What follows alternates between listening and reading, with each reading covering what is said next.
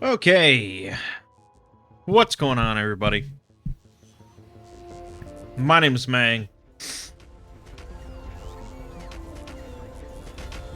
and today we're going to be playing a game called Factorio. Um, this is not a new game. Chances are you've heard of it, but it was originally released early access 2016? 2018? I don't remember now. Hold on.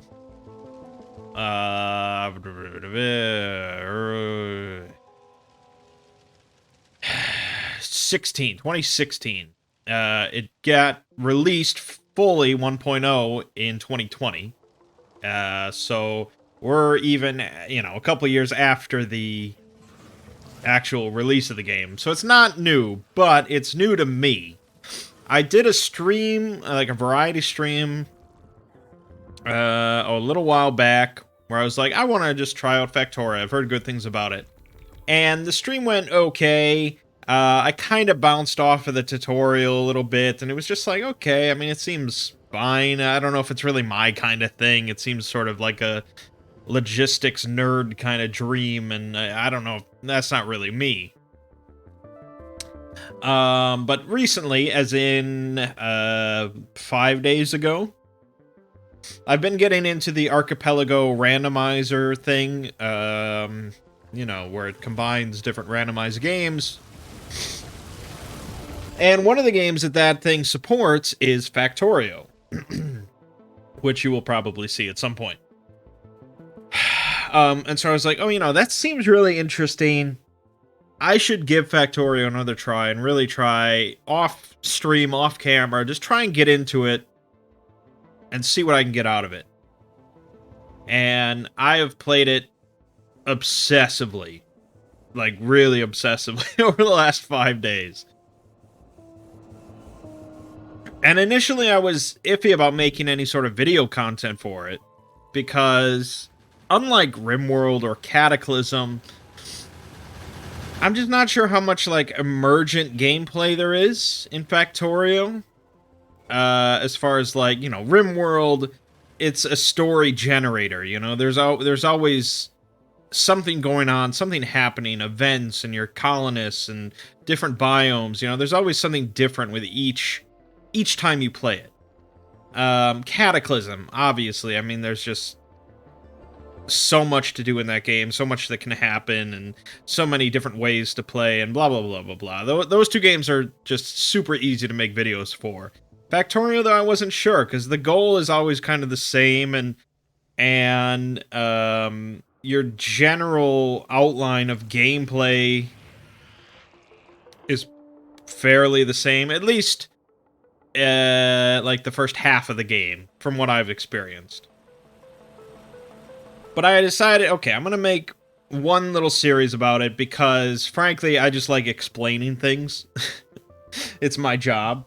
So, I just like explaining things, so I want to just explain Factorio. So this is going to be... We're going to do this assuming that you don't know the first thing about Factorio. If you are an expert, many things about this series will piss you off, I'm certain. Because I started playing 5 days ago. I have yet to actually beat it. So, I would probably suggest turning away now if you have put hundreds of hours into the game. But, if you've never played it before, come along, and hopefully it will entice you, because it is a very, very interesting, very addictive game. Alright, so we're going to be starting up fresh on just all the default settings. I do have some mods installed, but very few, and nothing that, like, adds new content. Bottleneck just tells you, if anything, machines don't have any, the proper resources to do their thing. Even distribution just lets you add items from your inventory across machines evenly, which the game does not do by default, which is weird. Fully automated rail layer, we're actually not even going to use that, because I don't need it and I don't understand it. What we have is LTN, the Logistic Train Network,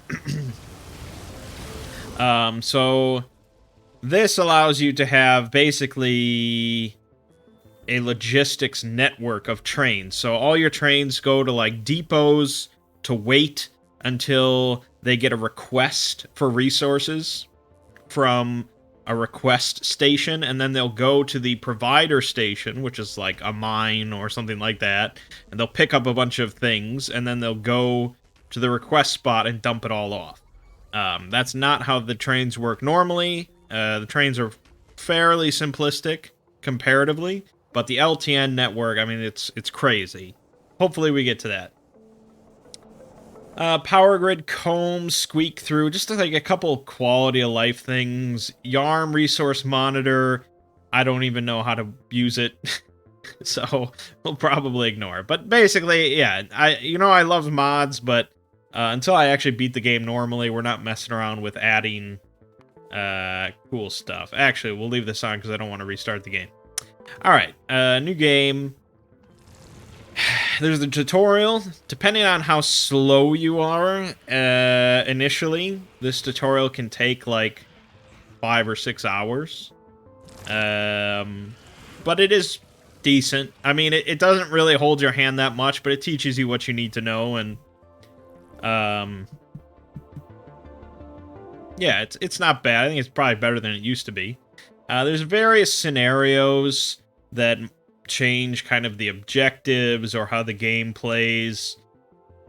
Some multiplayer stuff and yeah, things like that. But free play is the basic one. And then there's the map generation with all sorts of different things you can mess around with.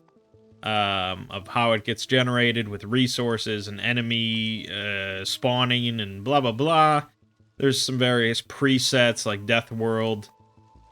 It just makes the enemies worse. Death World Marathon, which is that's probably the hardest thing, I'm sure. But yeah, default, some different seeds. It's all good. We could preview the map, but fuck it. Alright, so the basic gist of Factorio is that you have crash landed onto this alien planet filled with horrible Starship Troopers kind of bugs. But you are essentially Tony Stark. You are a genius, and you can build your way out of this problem. The eventual goal is to build a rocket ship and fly off into outer space. It's going to take a lot of work to get there, though. So, we can start by dismantling our entire ship, which gives us, well, nothing really, but it contained 8 firearm magazines. Because all we have to our name is a burner mining drill, a stone furnace, a piece of wood, a pistol, and 10 magazines. That's what we have on this horrible, horrible planet. Okay, so you need to build your first major goal, I guess, is to research new things. Because by default, if we go over here to the crafting screen, you can see you make some basic stuff. You can make chests, and you can make pipes, and you can make repair packs. You could make new drills and furnaces. Iron gear wheels, more ammo, some very just basic stuff.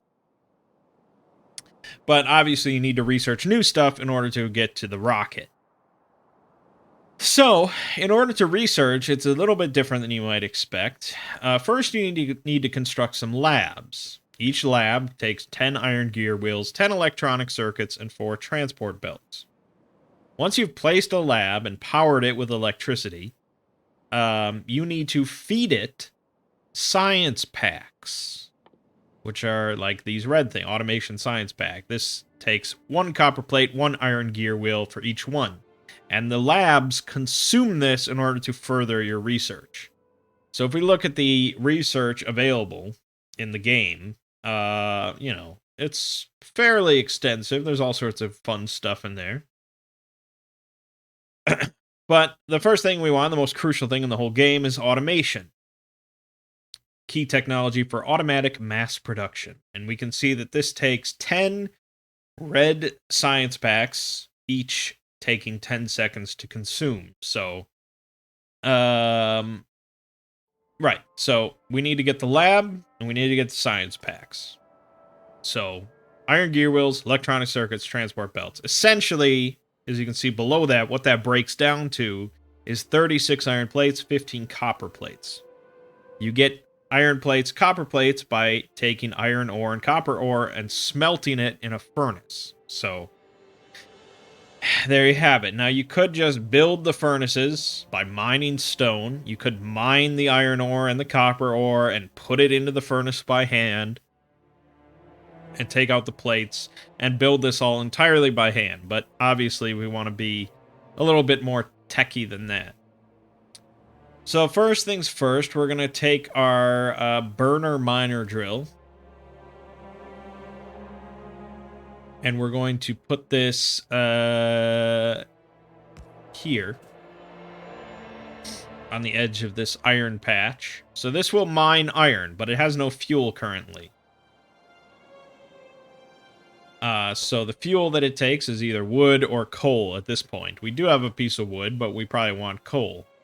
We can also put the furnace directly in front of it. This arrow shows that that's where the ore ejects out of the drill. So in this case, it's going to eject directly into the furnace, feeding it constantly once it's active. The furnace, however, also has to be supplied with coal or wood.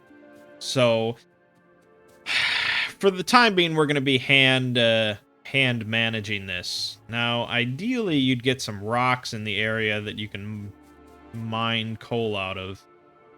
Looks like I'm not going to be so lucky. So yes, of course, you can mine stuff by hand. You're not really going to do much of this, of course. But you do have to generally chop down trees on your own for a while. So that's something. But we can mine a little bit of coal. Depending on your biome, you might get, like, some rocks in the area you can mine that give you a bunch of stone and coal. That's a nice little jump start. But let's just do this. And we're going to do this. And we're going to feed it directly into both machines. So now this is mining. It's getting us about 1 iron ore every 4 seconds or so. Feeding it directly into the furnace. The furnace is then crafting using 1 iron ore to turn it into 1 iron plate. And it's not a tremendously fast process, but it's working. We have iron plates. Now, we want more drills. So, burner mining drills take 3 iron plates and 3 iron gear wheels and another stone furnace. The stone furnace, that's no problem. The iron plates, that's no problem. The iron gear wheels, we can make by hand using 2 iron plates each. So, we're just going to take more iron plates. And if you can make everything, you have all the resources on hand, you can just click the end product here. And it'll make everything beforehand for you. Like so. So now we have another drill. So now we can place that here.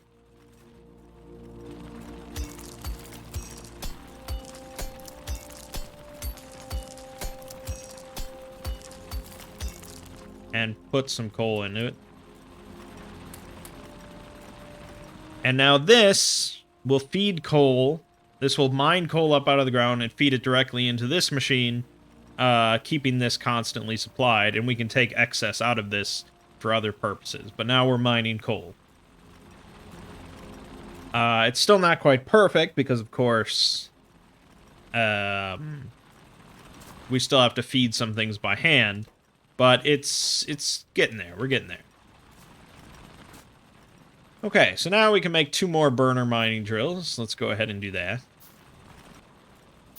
And we'll make another furnace to boot.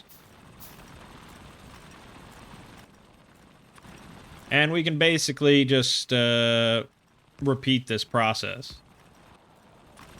Now, we can only really do it this way because we happen to have coal and iron directly next to each other.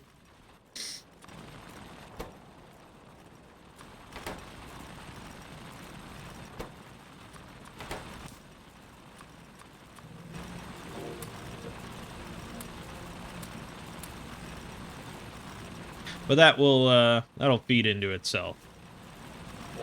So that's keeping our iron and essentially our coal in constant supply, aside from us having to manage some of it. But there's not really much getting around that right at the start.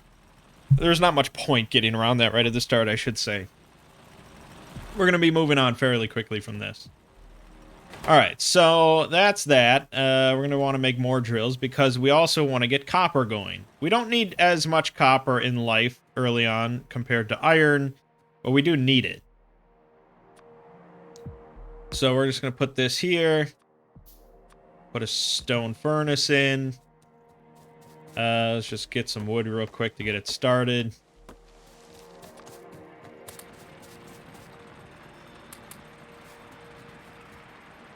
And away it goes. Now, again, like, there's plenty of different, like, ways to do the start of the game. With your drills, your furnaces. You can make conveyor belts right away. You can make burner inserters right away that will take an item from one spot next to it and put it in another spot behind it. So we could do that, and we could set up a little thing right here that will feed all of our systems.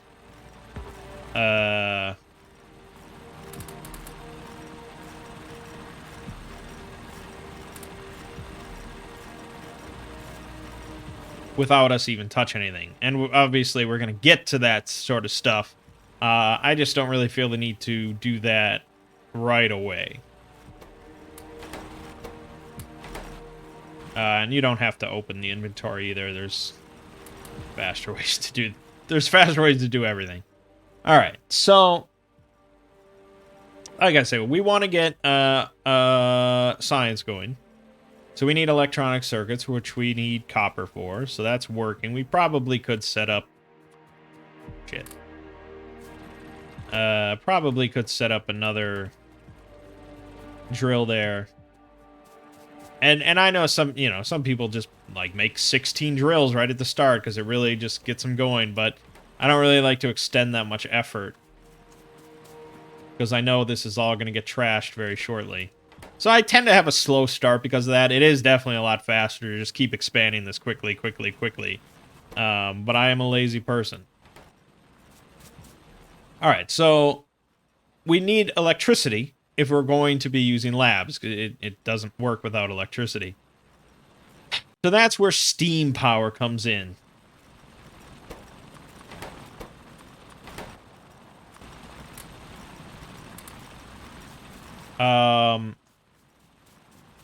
We're going to take water. We're going to run it through a boiler.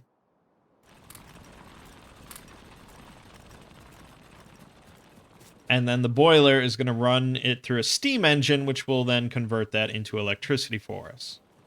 So I'm just thinking about our layout here. We have this red stuff upper left. As you may expect, that is the bugs. They have a nest there. There's also one down here to the south.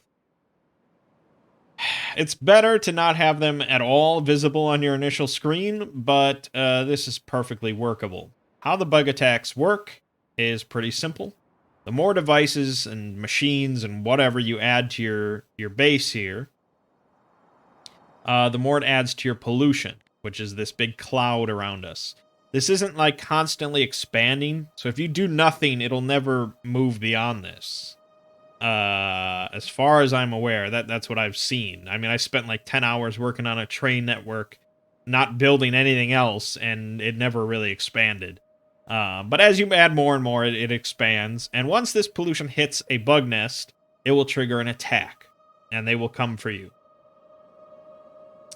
So we have some time before we get to that point on either of these. But we know that eventually our first bet is going to be an attack from the northwest. All right, so I prefer, I guess, to use this area for our starter base. So let's go ahead and go here. So we're going to build an offshore pump. We're going to build a boiler. And we're going to build a steam engine. We don't need a lot more than that right to start. We're also going to need more copper for the electric poles. But alright, we got the pump. It's pumping water. Just feed the boiler. Not... There we go. I'm also going to need some pipes. Okay. So it's feeding water constantly into the boiler until it hits capacity, which is instantly. So it'll never run out of water. One of these pumps can support 20 boilers. Each boiler can support 2 steam engines connected to it, which means that one pump can support 20 boilers and 40 steam engines. Now, the boilers, in addition to the water, have to be constantly supplied with coal or wood or, you know, other fuel later on. But primarily coal for most of your early to mid-game. We do eventually get to move on to, like, solar energy or nuclear power, but, yeah. Steam and coal are going to be your best bets for a long time. Alright. Got quite a bit of plates now. This is good. Let's get some more small electric poles going.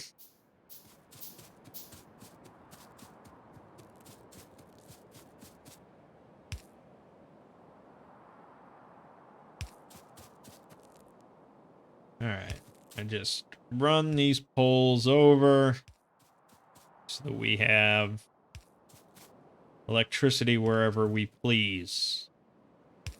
Simple as that. Electricity is not a major hurdle. Alright, anyways. So we need to feed coal into our boiler to get that electricity running. We will, of course, pretty soon run conveyor belts constantly feeding it coal, but for now, I think we're just going to hand deliver. These should all be fairly good.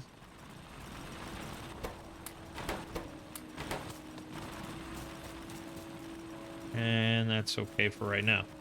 Alright, so let's feed coal into it. One boiler running one steam engine doesn't really consume coal that quickly. But, fairly quickly. One of your first priorities is going to be to get constant conveyor belts going. But we want automation, so let's get our lab together.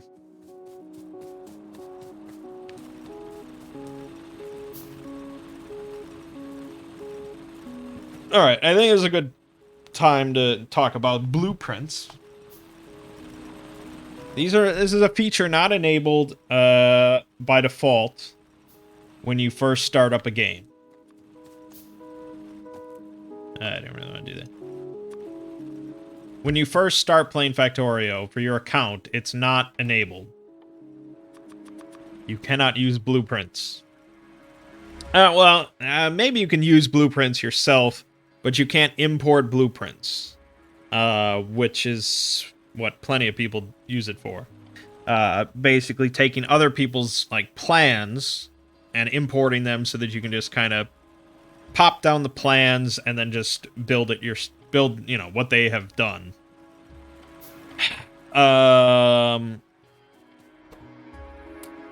So yeah, you can't use... Oh, I haven't picked research. Right, so automation.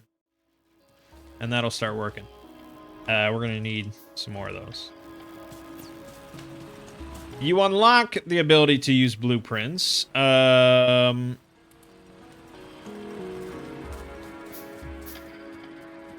when you have completed the construction robots technology. So if we go in here, construction robots is right here. So just for this train of research, it's fairly far down. I mean, if you really bum rush it, it doesn't take that long, but you do need to like get oil going. You need to get your oil processing going and start go to an oil field and start pumping oil, and then get your refineries going. Making blue science packs, which require oil stuff and blah blah blah. And then you eventually get robotics and construction robotics. Now you don't have to build any robots in order to unlock the feature. You just have to research construction robotics. But yeah, I mean, it's not quick. And by the time you get to this point, you're going to have like a decent little starter knowledge of the game. Like, you can't completely flounder your way into unlocking construction robotics. You will have experienced, a good chunk of the base sort of early to mid game. Maybe, probably over like several saves. Once you have unlocked construction robotics once on any save on your account, you will have the blueprint import feature and all that forever. So you don't have to worry. Now, I feel a little bad. I have been using blueprints fairly extensively. And I feel a little bad because I feel like it's kind of against the spirit of the game to just take other people's smarter work and use it for myself, rather than constructing all of my own factory. But the thing is, even if you just take someone's blueprint and slap it down, no matter how extensive it is or how perfect it is or anything like that, there still is a lot of like troubleshooting, and there's still a lot of things that you just have to figure out yourself based on your map and your layout and where your ore is and how things are coming in and any problems that arise. You still have to know like how the factory works. You have to know how everything works in order to utilize practically any blueprint. It just facilitates the actual like logistics portion of it, the thinking and the planning of, okay, I need this material here for this resource for this assembly machine, and this needs to go here. And frankly, I just do not have a mind for that. It really is not my forte. And so, I mean, I use blueprints, and I still really fucking love the game. So I don't think I don't think it really harms the experience. For me, I think it makes it better, because it allows me to do the fun stuff of, like, the troubleshooting and like the learning and the figuring out without worrying about, okay, how does this get here and how do I get, the little minutia of your factory and its organization. That I don't really care for, but to each their own. So we have automation now, so we want to start making assembly machines. You can see right now, like, since I started this boiler, it's only consumed like 7 coal, so it's not too quick right at the start. Alright, so let's open up my blueprint book. This is the ones that I have saved for various reasons that I have either used or am interested in using or things like that. And you'll see that several of them are like just jump start or starter bases or things like that. Base in a book and blah, blah, blah. These are designed to just like... Some of them are sort of build as you go. So what's the jumpstart base? So for this one, this would be the initial setup. You just plop this down. And this would take your iron ore, your copper ore. Actually, this is not a good example. This is a good example. Actually, I think there's an even better example. Which one was it?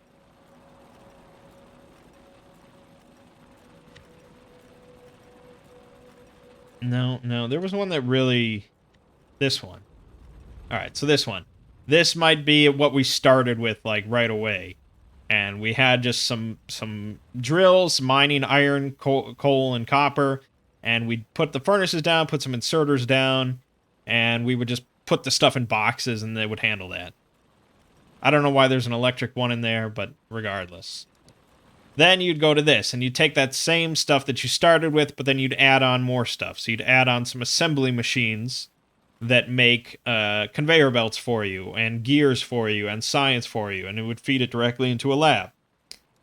Then you'd go to this one, which obviously expands it a great deal. It still has the original stuff down here, which I find funny, because it's really... You would definitely trash this and do better at this point. But this would greatly expand it, so you'd have a lot more conveyor belts, taking in a lot more ore, a lot more furnaces to smelt it all, more and more assembly machines to make more gears, electronic circuits for you, and then assembly machines to make all sorts of things that are useful for your expansions. So it would make... You'd have an assembly machine that makes assembly machines for you and puts it in a box. So whenever you need more, you can just go over there and grab some. Or conveyor belts, or inserters, or ammunition. This is what they call a mall.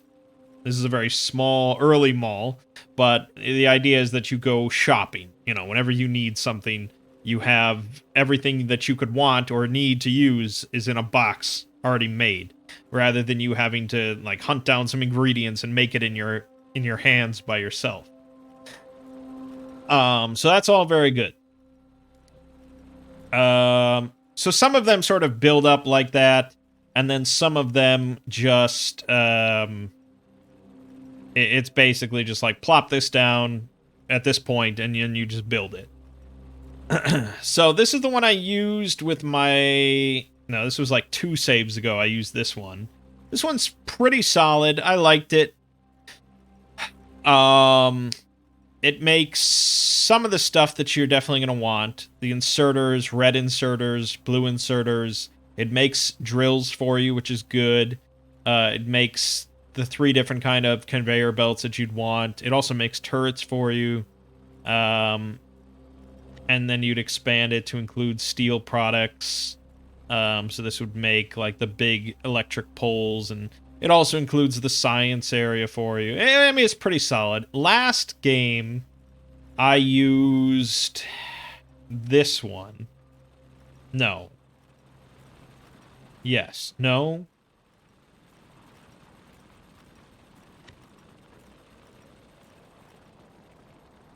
I've done a lot of saves, but I have used this one. This is the final form of, like, the jumpstart base. So this makes most of the same stuff I just mentioned. It does the science, a lot more labs. It also makes radars for you. It makes... This also includes military science, which is the black science bottles. I mean, yeah, it's pretty good. What did I use last save? This one.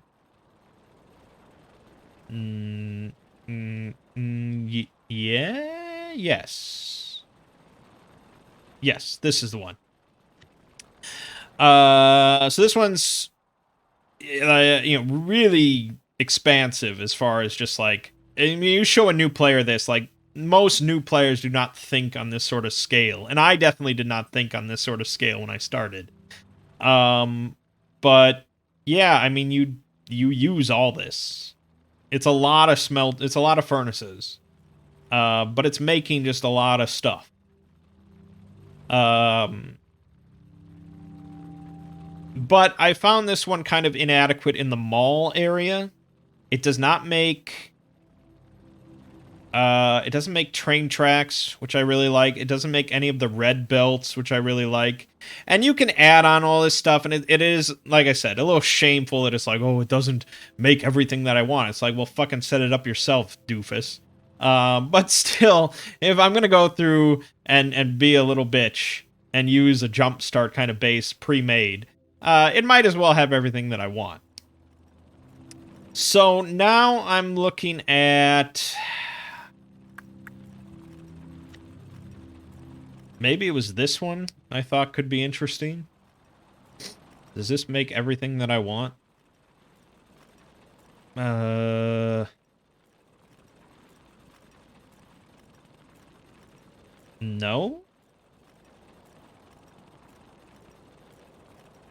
No, I don't think this does either. Which one was I fucking looking at? I was looking at one that I was like, yeah, okay, that makes the rails, it makes the red belts. It's basically everything good. Oh, maybe it was Bees Raw. Yeah, I think this makes everything I want. Okay, so I have not... I have used... I tried implementing this in my last save. I got hung up with, like, the train network. I spent way too many hours fucking around. And then I was like, okay, the coal delivery is not working for me, so fuck it. But I definitely like the concept of this setup. So this one is a little different. Most of these involve the full base. So like on the left side where you have all the intake conveyor belts, that's where you put in all your different raw ingredients. Most of that is iron. A couple of those are coal, or a couple of those are copper, and then coal kind of gets filtered in all the way up the vertical and spread around. But, you know, once you have inputted all that, you know, the rest of the base is basically done. Bees Raw's, this book, this setup of blueprints, all of these involve only inputting raw ingredients into each one. So all of these blueprints have their own set of furnaces. Whereas other setups would have just a front-loaded setup of furnaces, and then you'd add on everything after the furnaces and only work with the plates, like iron plates and copper plates, steel plates. So this one's a little different because you're always going to be inputting raw ingredients into each one. So that's kind of interesting. I'm going to try that. But again, like, I mean, on the one hand, I'm thought about making my own setups again just for this video series and just seeing how it goes. But it's going to be terrible and we're not going to do too well. I can't design stuff this good. Like, I just can't. So, but if that aspect of the game appeals to you in any way, like, go for it. Especially when you first start. Like, that's why the game does not allow you to use blueprints right away, because they want you to just mess around and learn. And that is a very cool process, and I did enjoy that, but I also enjoy now using blueprints even more. So, you know, to each their own. All right, so we want to start with Bees Raw Early Mall. We're also going to be adding on the science stuff. So you can see how much space this takes up. And space is definitely something we need to consider.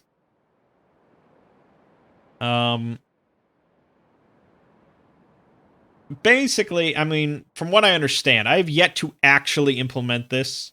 But from what I understand, most, like, veterans, you have your starter base, where you get everything going, you have your mall, and you sort of, your early research, and then you start to expand out from there.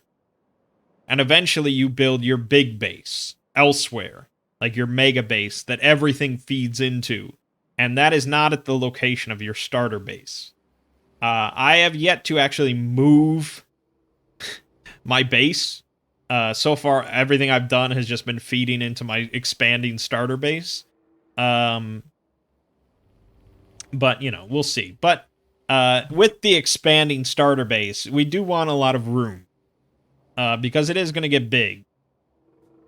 And room is not really an issue in the long run because you can get explosives to knock down cliffs. Right now, these cliffs are blocking construction and stuff. You can tear down trees, of course. And you can make landfill to fill in water. So with that all in mind, you can basically turn the whole thing into a giant flat field that you can build on. But at the start, you know, we're a little bit more restricted. Let's build this away from the biters just to give us a little bit more time.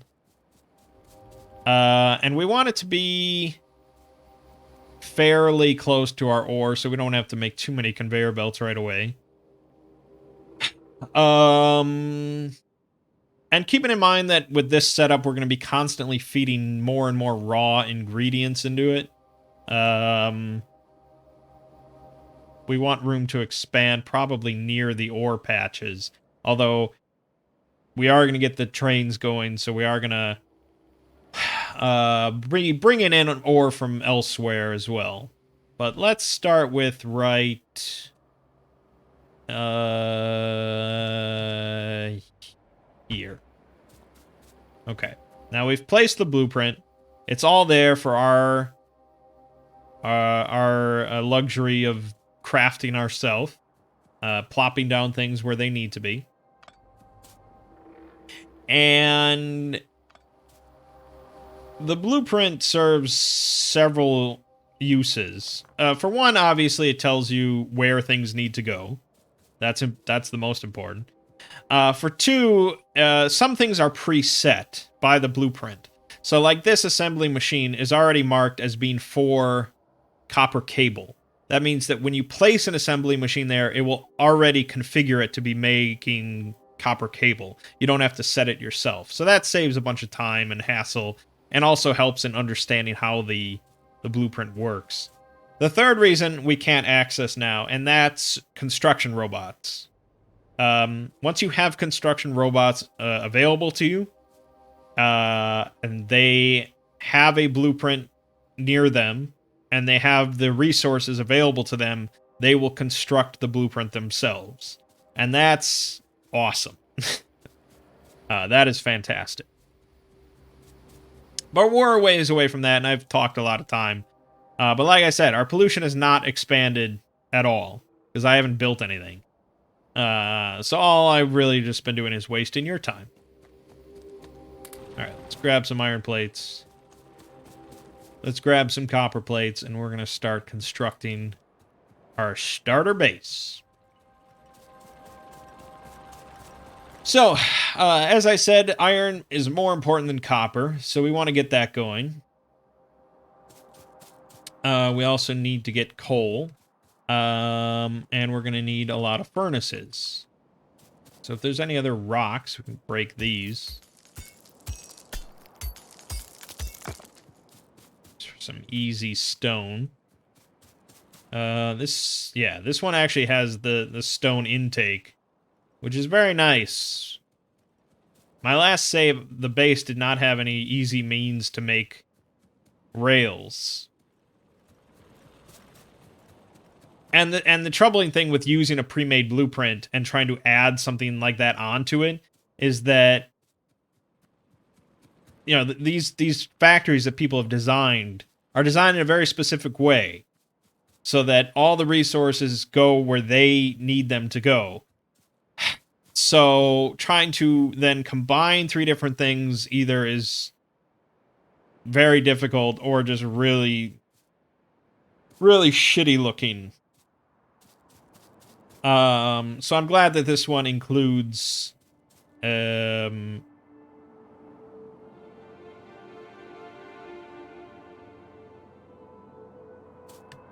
on. This one doesn't... Which one had... Oh, yeah, this one. I just can't make it yet. Right, yeah. Some of these assembly machines are not marked, because I have not researched that technology yet. But yeah, this one includes rails and stuff, so that's good, because we're going to be building trains. We need a lot of rails. All right, furnaces, yes. So let's just get... We don't need a lot to start just to get us rolling. Let's do that.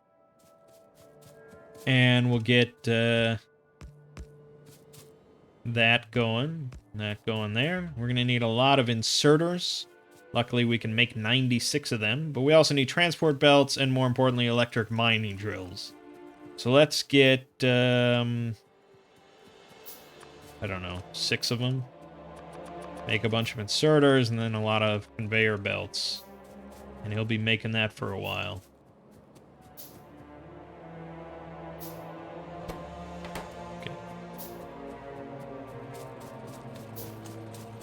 So electric mining drills are definitely going to be your biggest power hog.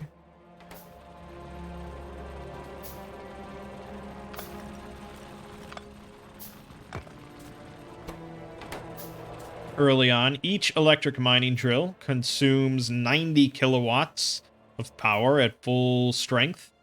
Each steam engine generates 900 kilowatts. That means that a steam engine can support 10 electric mining drills. That's not that many, as you will soon see. But alright.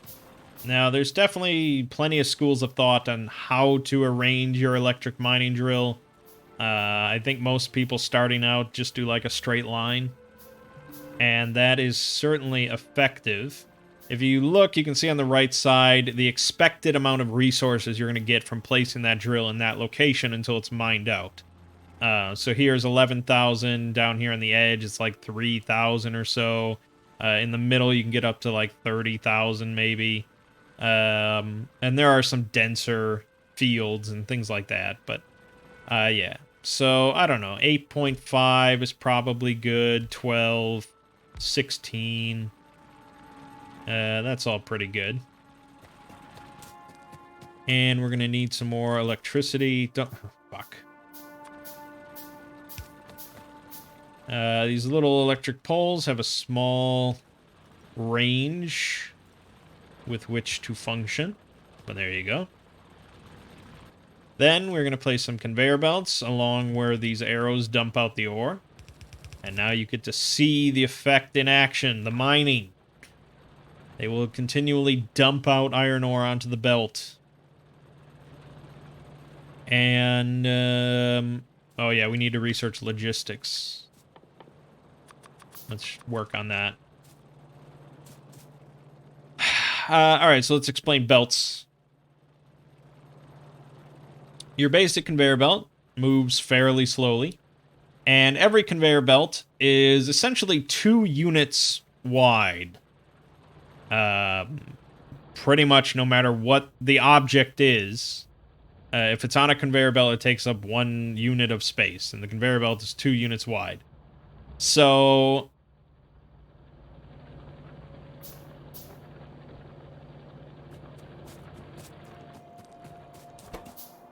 managing the conveyor belts and how items get placed on them and how different things take off of conveyor belts and so on and so forth is a very vital part of the game.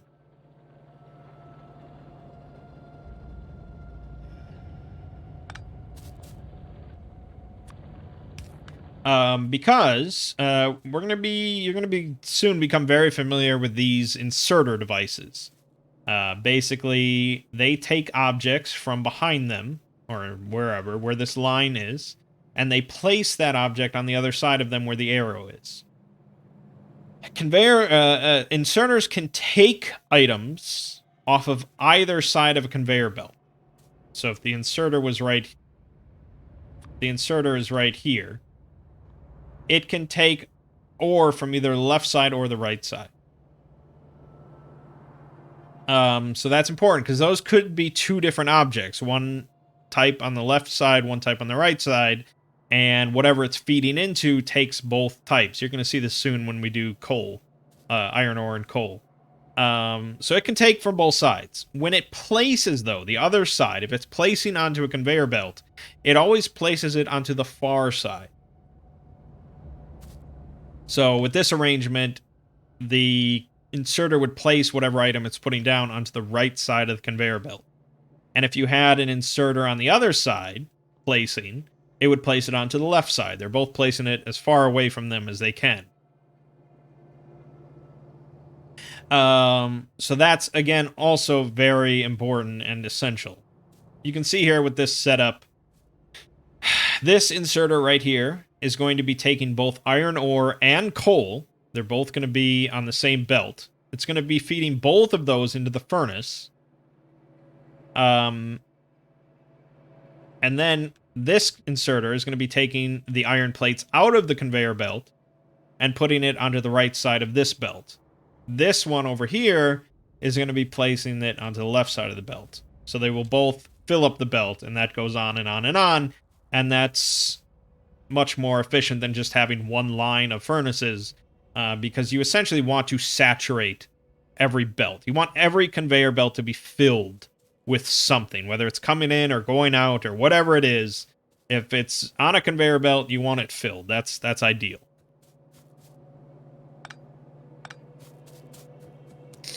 Oh yeah, we were researching logistics.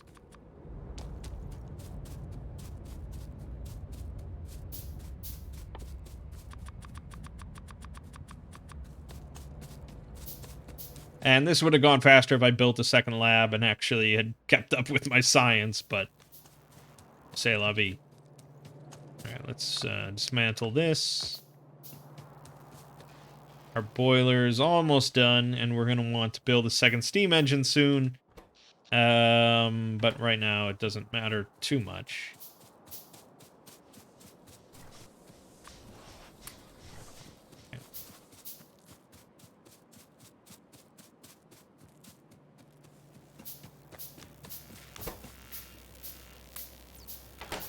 Alright, so let's get a coal miner going.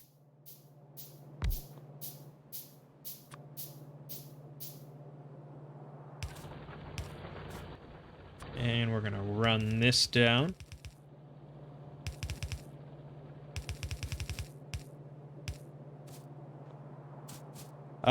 These things, these constant combinators, these are used for the circuit network.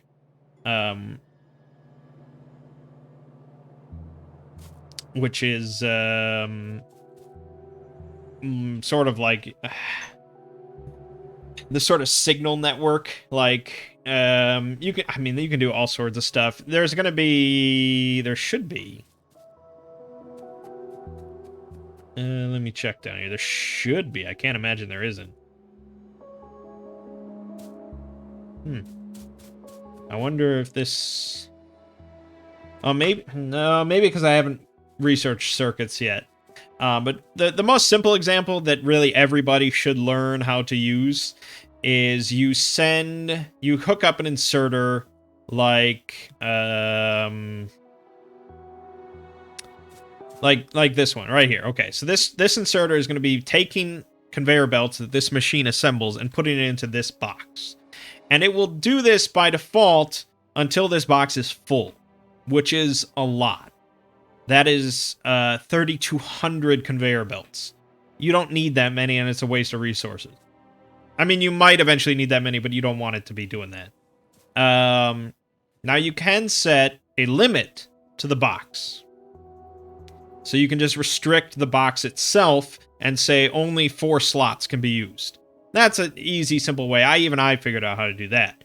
But the circuit network allows you to then instead say, okay, for this inserter, I only want you to be enabled. I only want you to function at all, taking stuff out of here if there are less than 400 conveyor belts in this box. And then, so as soon as it hits 400, this machine will just shut off. And this machine will get full up of conveyor belts because nothing is taking it out anymore. And so it will stop producing them, meaning that this inserter will no longer take materials off the conveyor belt to feed into this machine because it's full. So this whole thing will stop once you hit 400 conveyor belts. Like I said, you can do the same thing with the box, but the circuit system allows for a lot more granularity. Because some of the things you don't want even a full stack or anything like that. You say, okay, I only want 30 of these things in this box. And that's just the most basic example of circuits. Once we get into the train network, you're going to see a hell of a lot more going on. All right. We're almost done with researching logistics. Logistics just gives us a couple extra conveyor belt things. It allows us to do underground belts. So this lets you go underneath things, and you'll see how that works soon. It also allows us to do splitters. So, for this case, hold on.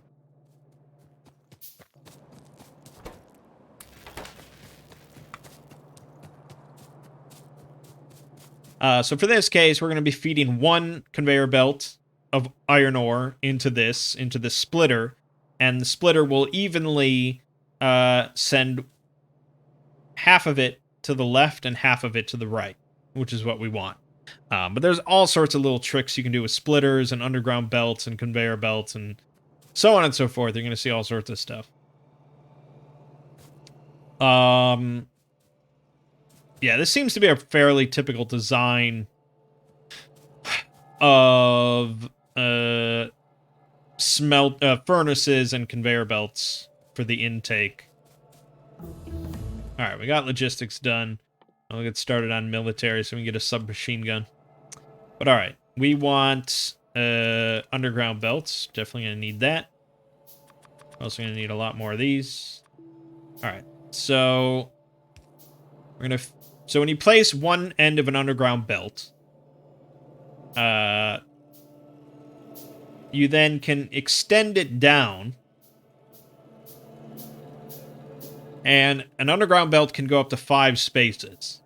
So that's why if you look at Factorio videos and stuff like that, most of the time you're going to see in big bases, all of the conveyor belt sections are done in 4 rows, 4 wide, so that way underground belts can still go underneath them. But then, yeah, you drag it over to where you want to connect, and now that's connected.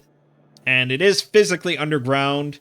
It's not accessible to anything, but you can't crisscross. Like, you can't do... Oh, maybe you can. I don't know. I thought you couldn't. Maybe I just got that wrong. I could have sworn I tried doing that at one point and I wasn't allowed to cross over underground. But apparently you can, so... I guess it's not physically underground. But anyways, whatever. It's a minor point. Alright, so we're going to extend it there, extend it there. This allows us to go under conveyor belts. We're also going to need splitters. And more conveyor belts. And we're going to need more... we got to get our iron ore going. We're going to run out of iron plates, and then I'm going to be fucked. Well, I guess I could be hand-feeding all these. For now.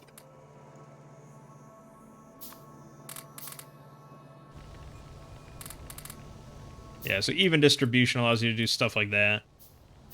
Which the game does not support by default, even though it really should.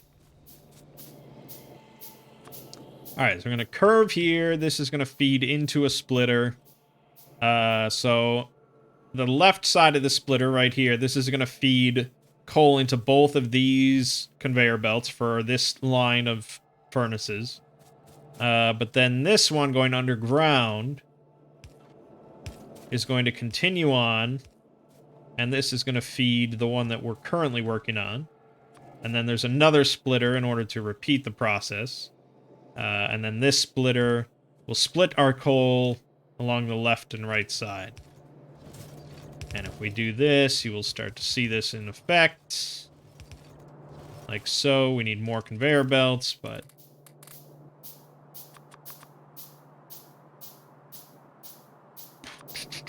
Alright, let's get iron ore in as well. A splitter. And now you see we have iron going on the right side and coal on the left side. Over here, iron on the left side, coal on the right side. And like I said, the inserters will take both. Because the inserters are not that dumb. They'll only take stuff if they have room in the destination for it.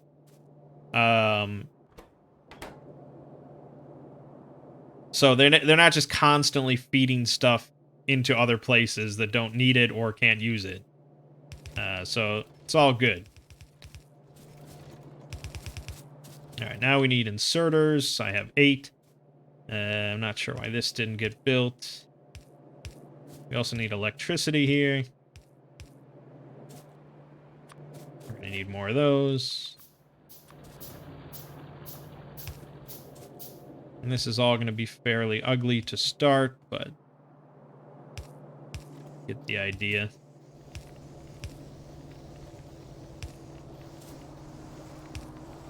Okay. All right. So now we have inserters constantly feeding iron ore and coal into these furnaces, and inserters taking iron plates out onto this conveyor belt, which will then continue on and on and on and on, and we just take what we did here and expand it times like 16 or whatever, and then we'll be good. We do not have to do all of this at the start before we can move on to this.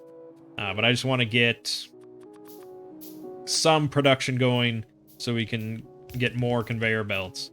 So I think our assembly machine for like conveyor belts and gears is pretty important right now, so we can have something else constantly making conveyor belts for us. And all we need for that is just iron plates, so we're gonna work on that. And we can pick up iron plates here, make more. Yeah, this is a big starter base. As I said, most people starting out will not think on this kind of scale. I just got some friends into it, and I looked at their first little base, and it's like, okay, we've got 3 smelters, we got 3 furnaces going, it's pretty good, pretty good. But it's like, no. I mean, it's perfectly fine. I mean, it's absolutely perfectly fine. It's really not that stressful of a game as far as, like, time limits. And to be honest, your first few times, however many times, you're gonna fuck up. But that's part of the fun, is realizing, like, oh, I could do this better. This could work like this.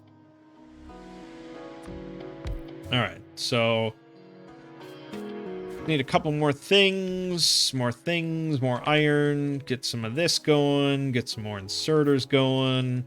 We're gonna need a lot more electricity, so we need wood.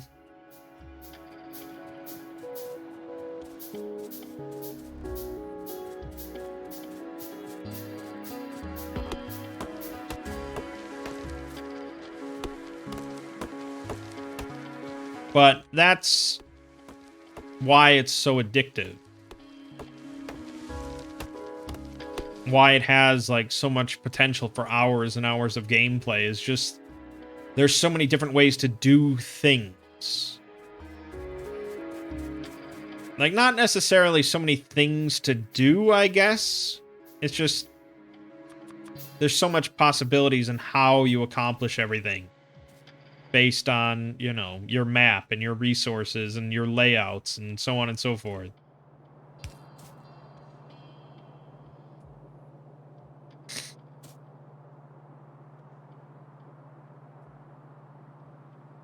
It's kind of annoying. This conveyor assembler is designed to feed into this conveyor assembler to make the faster belts, which we have not researched yet. So it's kind of a bummer. This doesn't feed out into anything that we can, but we can just grab conveyor belts out of it. It's fine. We'll get it all going soon enough.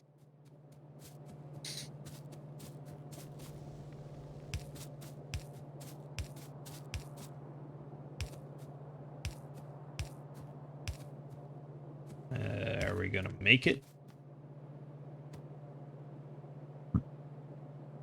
That actually reaches? Wow, okay, it reaches.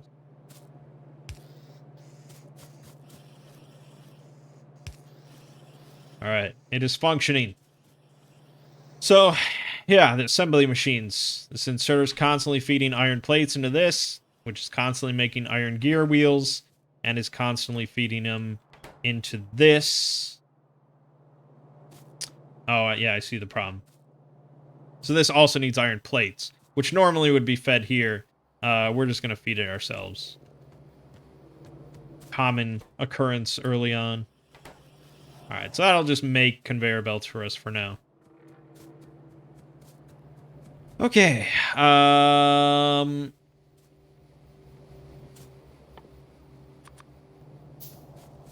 should probably also get some stone mining going on.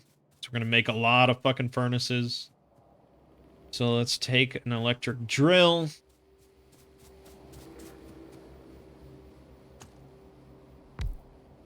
For now, I'm just gonna feed it directly into a box. We don't really need anything fancy for stone. Because because I'm not processing the stone into anything that is time consuming. It's very quick to make stone furnaces.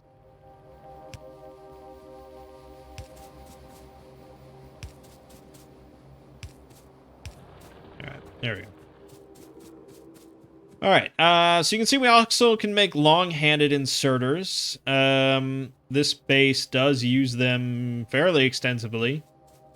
And what these do is instead of placing or taking an item directly next to it and placing it directly next to it, this one takes from a location 2 spaces away and places it 2 spaces away.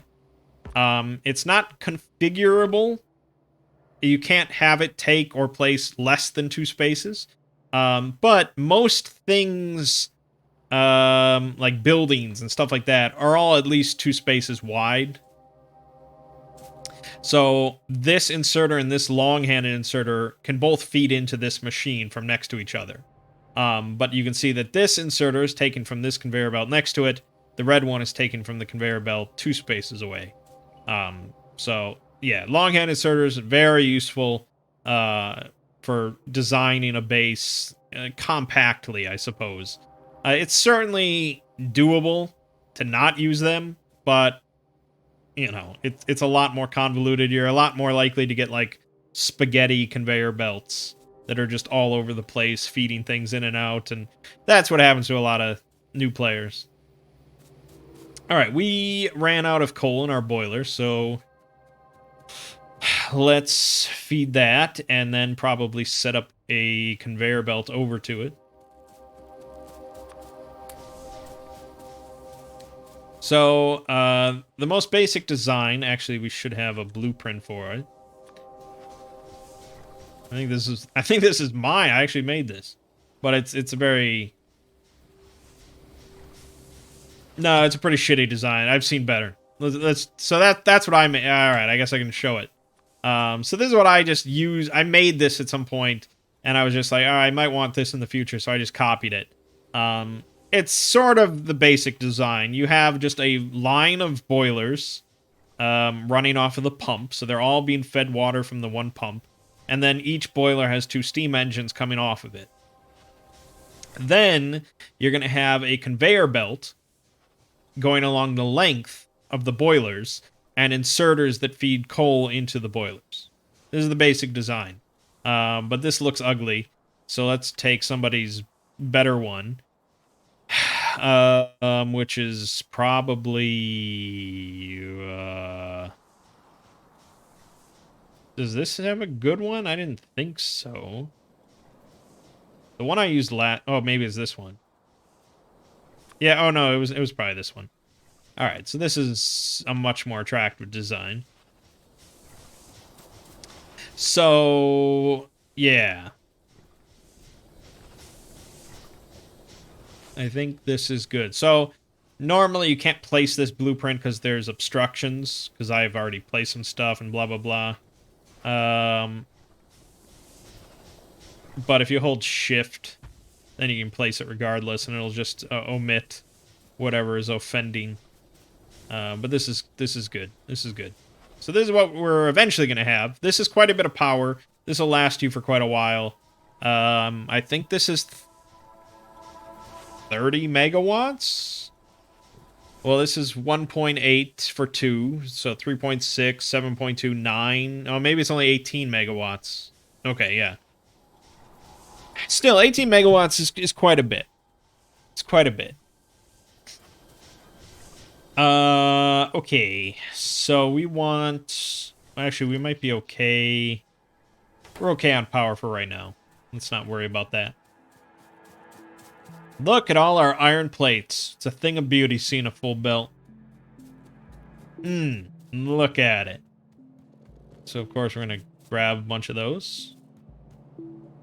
We're going to go over here. We're going to... Oh, this only makes 12. Okay, fuck it. Let's box it up then. So, for now, just place that and place a box. And you can see, had we started over here with this one, this feeds directly into a box and it's all fine. But anyways, that will work for now.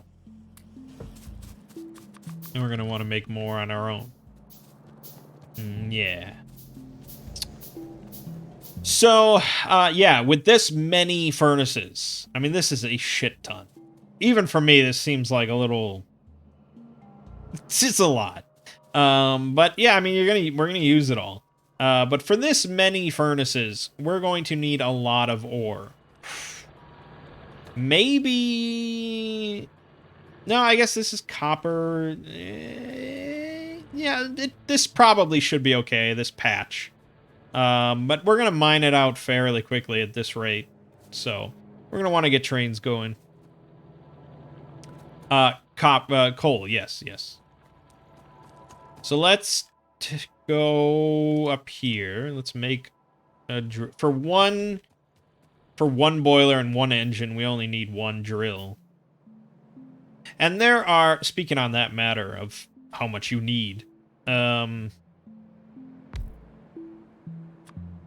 are plenty of like calculators, ratio calculators and things like that that will, you know, let you calculate exactly how much of one thing or of how much input you need in order to get a certain amount of output.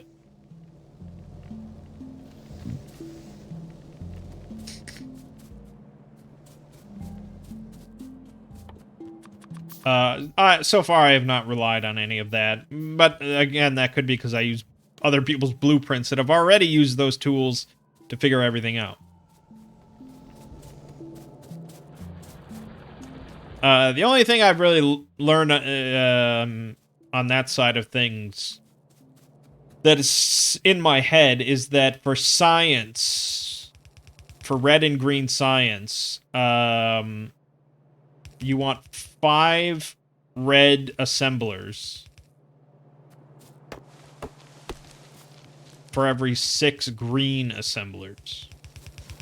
And I can tell you that.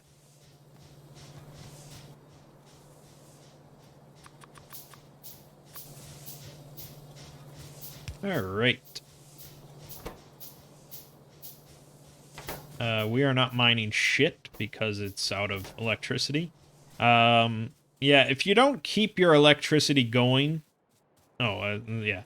Like, if you don't keep that steady with coal and all that, your power will fail. And then you won't be mining anything because you have no power. Thus, you're going to run out of coal completely because you're not mining anything. And it's basically a cascading problem. So you need to keep a handle on your coal. And if there's ever any issue, that's your, like, first priority.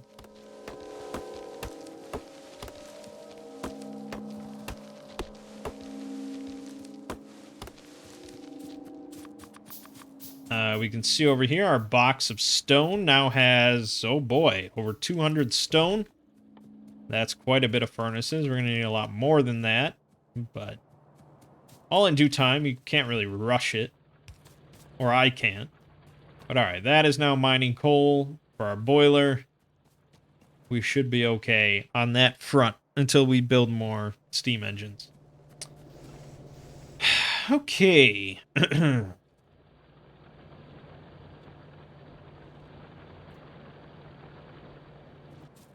Yes. We are going to need a lot more conveyor belts. This got stuck. Oh, yeah, I was feeding it iron plates. Shit. Forgot about that. Alright, anyways.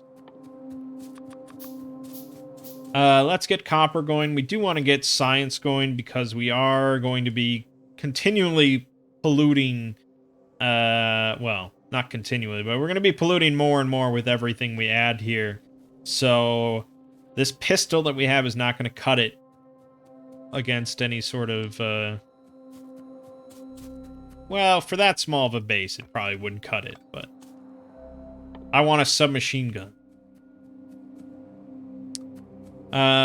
Shit. I'm going to need a bit more copper. Hold on. We'll get it.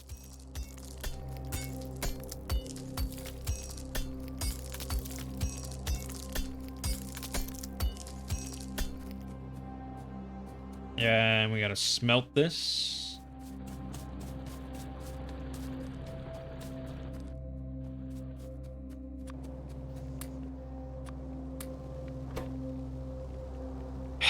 Yeah, so it's just very addicting. It's just very addicting. Unhealthily.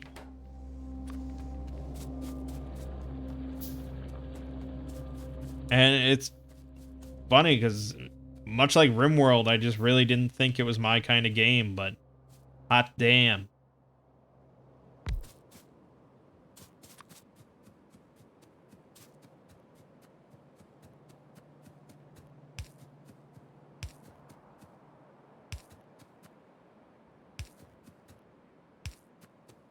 So much pole. Much pole. Okay.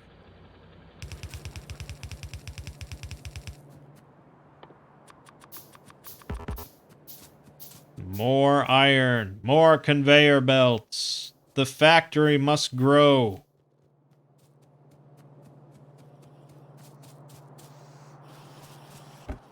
There we go. That's a good amount. We're also gonna need 2 more of those.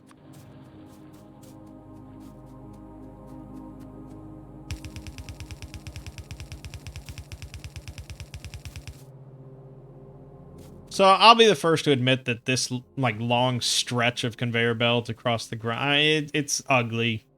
It's pretty fucking ugly, but we do what we can. We do what we can. Underground. And I need another one. We're also going to need more splitters. I'm going to need more copper.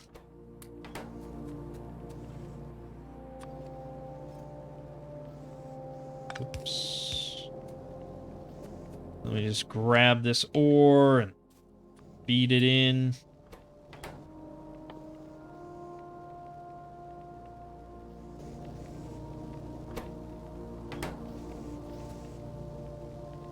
But I mean, look at this. We've been playing for like an hour, over an hour, and we have not seen a bug. So, and yeah, I mean, for most new players on default settings, like you're not really going to expand that much to any great degree where the bugs are going to be this massive problem. Depending on what you're doing and how you're doing it, and if you actually go out and clear some nests, you can go hours and hours without encountering a bug. And I know because I have done it. And on default settings and stuff, it's really, for like early mid-game, it's really not tough to go out and kill bug nests and clear out your problem for a little while.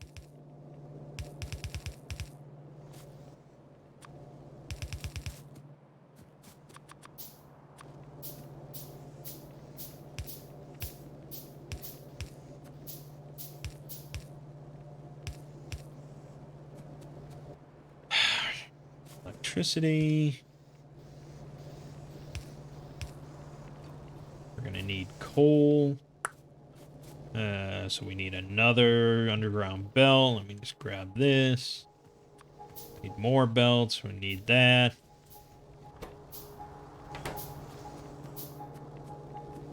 This. Let's see. Coal goes here. So, I mean, you can just see with this design, you have one coal intake. Like, one conveyor belt that comes in and feeds coal efficiently, evenly, to, 8 rows of furnaces. I mean, again, most people, when you're just starting out, that is like, you can't even imagine something being that, like, efficient. But that's what these people do. They just come up with these awesome designs. Although, like I said, this is a fairly common design. So I don't know who came up with it originally, or if it's like common sense to these people. I don't know. I don't pretend to know. I just think it's cool and impressive.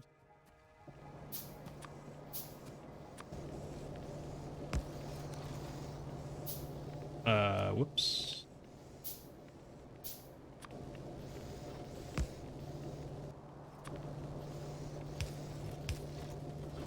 And there we have copper and coal. Good, good, good.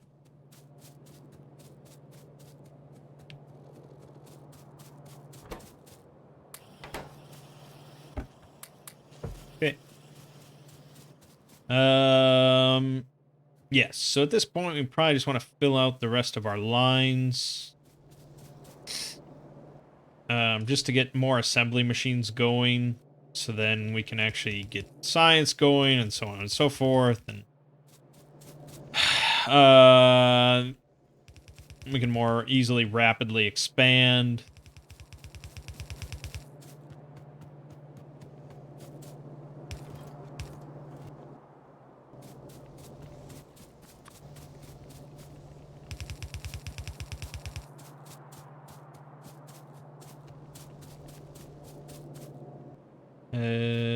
Yep.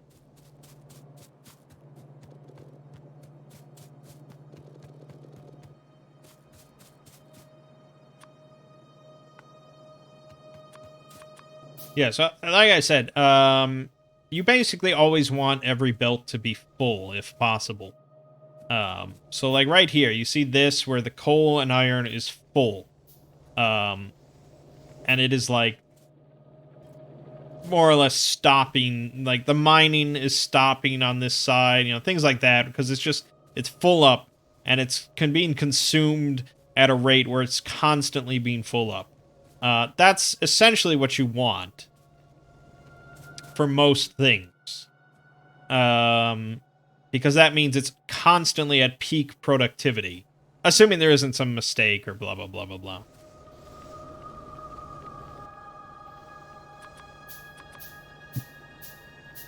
So yeah, being full and being like backed up and whatever, that's generally not a bad thing, although it can be.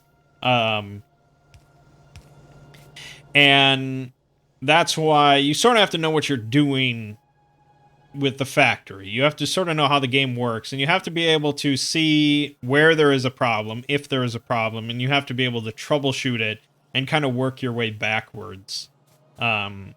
Especially later on when there's these like long chains of assembly.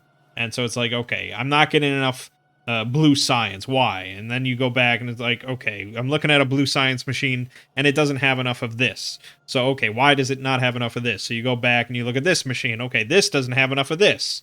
And you just have to figure out where the problems are and then try and fix it. And those are the things that I kind of enjoy doing.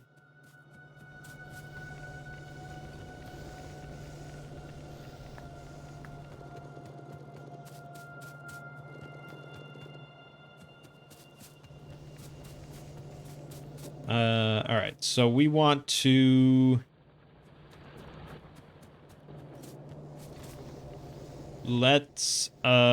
right, we want to get these furnaces. So we want to get a second iron ore line going. I guess, how do I want to do this?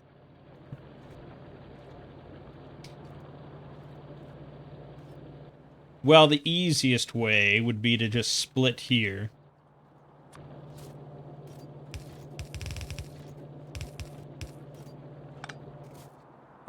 And then feed this here. Put a splitter here. And now we have that. We need another splitter for the coal. So now our 3 drills are feeding 2 separate conveyor belts, which are feeding essentially, well, 4 conveyor belts. That is not enough to keep these furnaces constantly supplied. So of course we're going to have to add more drills, which adds more power, blah, blah, blah, which adds more pollution, so on and so forth.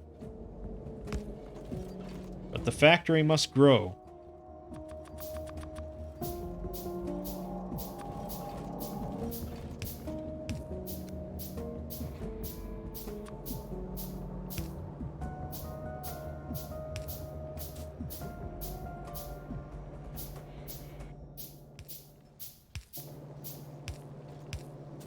Okay.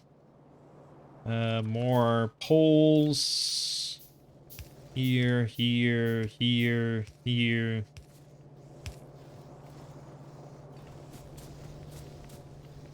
It's tangled web, and that's why I use the power grid comb. That just sort of straightens them. The problem is we're seeing real power electric poles, and we're seeing blueprint ones that also show the cables. So it's all just a mix, a big mix of mess until we build it all. We lost power here for a did I lose a pole somewhere? Oh, the comb actually broke something? It shouldn't do that. No, what the where am I running out of electricity?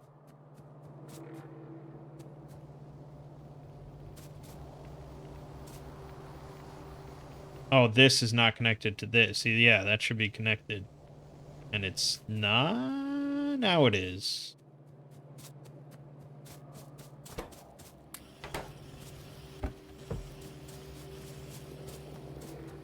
Don't worry. Soon we're going to have fully automated conveyor belt building.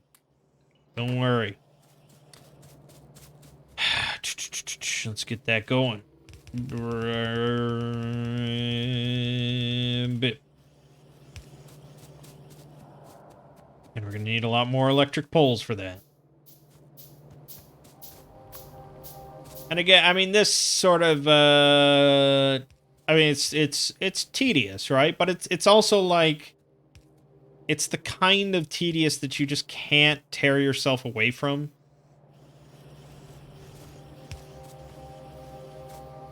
And so you just have to keep going. There's just so much for you to do. You can't stop. You can't stop.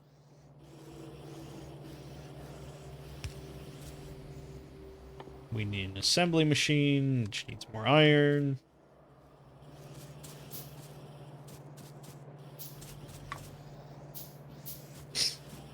So yeah, we want to get the whole mall going so we can get inserters built for us, drills built for us, conveyor belts built for us, ammo built for us, assemblers built for us, and then, yeah, the rest just kind of builds itself almost. Assembly machine there. And inserter. Built there. Iron chest there. Electric pole there. Oh, I need another assembly machine. Of course. Alright, so I think I will end the video here. And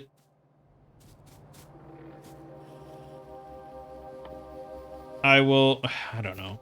Hold on. I know that I want to build out the rest of the base myself now that you get all the basic idea. But I know that while I'm doing that, these biters are going to attack. So I at least want to... I don't want to deal with biter attacks, so I'm going to wipe out the nest. But I want to just show you that. So let's get military researched. I'll get the submachine gun, and we'll go destroy them. Most likely.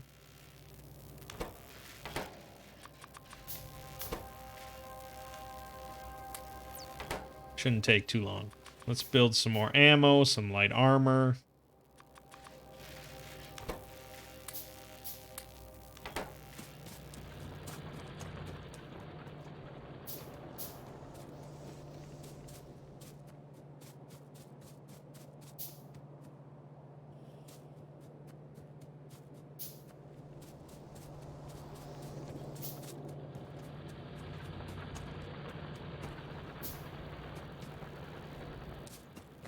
Yep.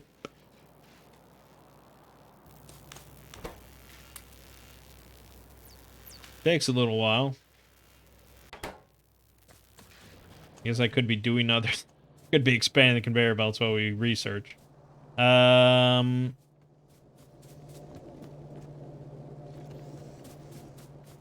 okay, let's just do... I'm not gonna mess with the ore ones yet. Let's just finish the mall section.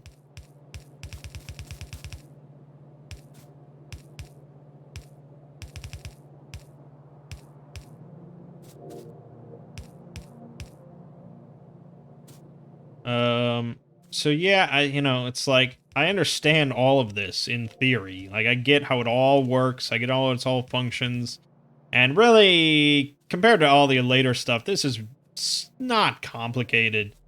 And I probably could build something somewhat close to it, but not nearly as compact and elegant. And I'm sure it'd be a lot more fucky, even if it had all the same things that it did.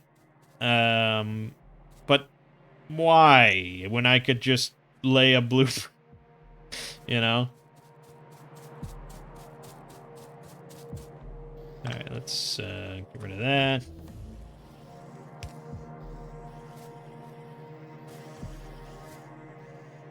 Alright, military's finished. We'll work on electronics.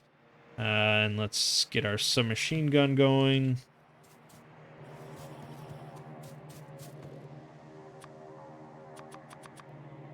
So I don't really understand why this can't be right. You can't be. Oh no, I put that there. I'm an idiot. Yeah, okay, that's correct. User error. I got it. You can also make a shotgun. The shotgun is really good for tearing apart the actual nests, but I don't know. The submachine gun always seems to do such a great job. I don't mess around.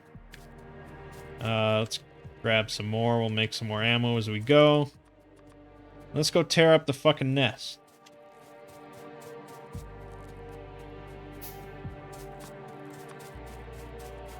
$30 rounds should do it, although it looks like there's 2 nests. It depends if there's worms or not. There's 1 worm. Worms spit acid at you and it sucks. Alright, so here we have the most basic small enemy, the small biter. They're decently fast. They will catch up to you on foot. They have low health, but, if enough of them swarm you, especially if you have the pistol, they will kill you. But with the submachine gun, we can pretty much tear through them with minimal damage, especially with our armor on. So there you go. Now we go up to the nest. They will continually spawn as we're destroying it.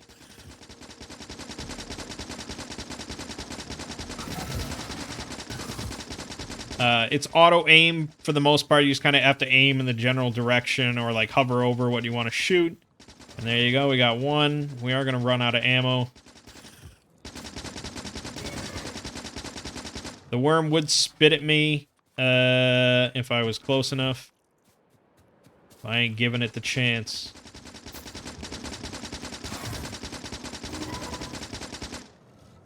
Yeah, we're just short. We're gonna have to melee this thing.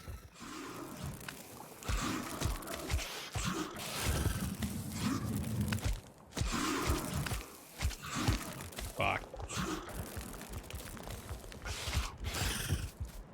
Damn, I was so close. Fuck, I should have just grabbed a couple more plates. Alright, alright. We're killing this thing. I'm not in it without it dead. We'll kill that fucking worm too.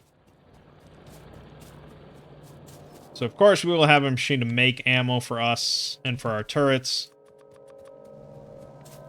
But as I said, like, you really don't need that much on default settings. It's fairly nice to you.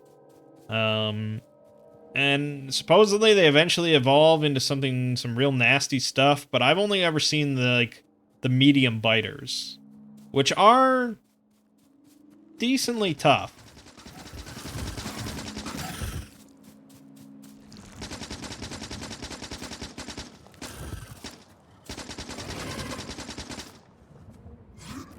What? Really? Oh, God. Man, you pissed through ammo. Now you do soon enough get a vehicle, a car. Like a 4x4, whatever it is. And that has a mounted machine gun, which is even better. And you do get piercing ammo, which is even better.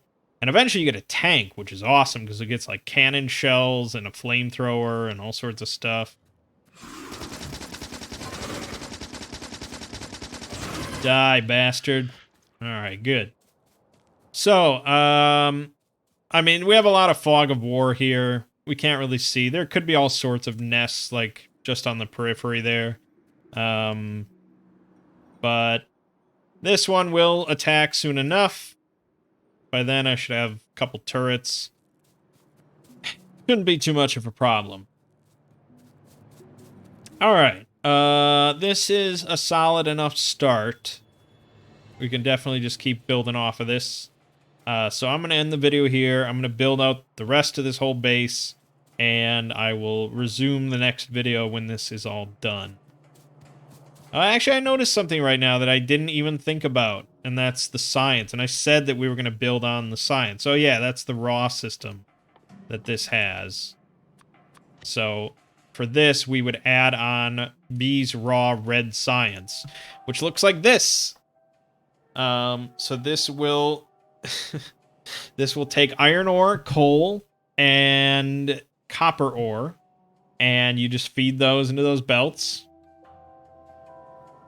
and it will just quickly make red science. It's got 2 red science assemblers. So this is like the bare minimum setup in order to make red science, like, efficiently. So what you would do with this is take it, and you would say, okay, so I need... You would put it, like, here, for example. Maybe here. Right? And then you just say, okay, I need, like...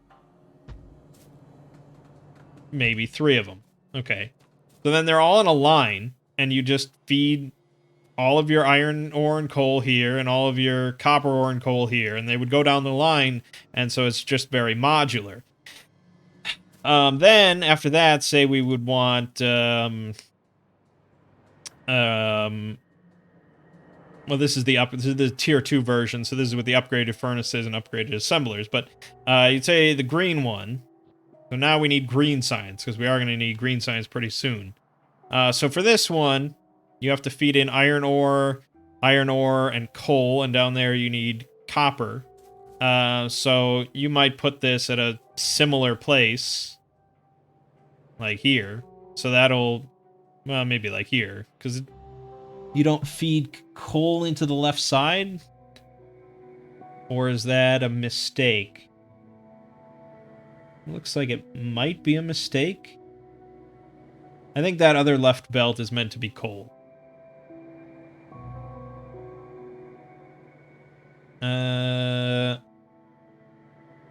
I don't know why that belt is not labeled. Oh, it doesn't need to be. That feeds into... Yeah, no, okay. Coal goes from there. Then it goes into there. Then it dumps out there. Then it goes all the way along there. Then it goes there. Okay, no, you don't have to feed coal in. Everything is labeled as it should be. Okay, so you'd put this here. You'd continue your copper line on the left. You'd move, you know, shuffle over your iron and your coal over to the right. And then this would all feed through off of that. Again, the same initial lines.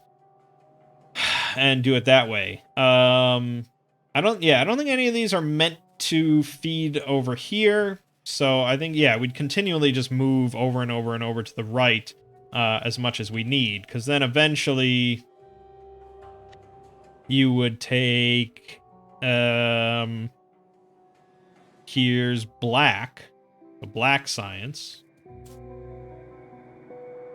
So this would mix it up a little bit. It's not quite perfectly symmetrical or anything like that. But again, you'd feed in iron ore to the left and to the right, along with coal, copper, stone. And then that would have the furnaces included. And that would disseminate it all. It would create Just everything you need. And again, you'd stack it on as many of these you'd need. For this, it has one assembler for black, so you'd probably have like 4 of these stacked on top of each other, like, you know, like that. However it might do.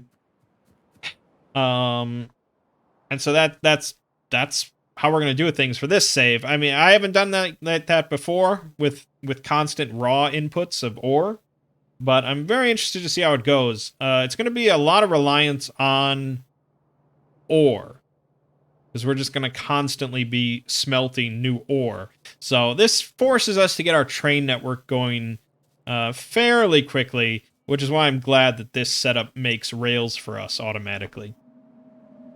But all right, all that aside, I'm going to finish putting this together, and I will rejoin you later.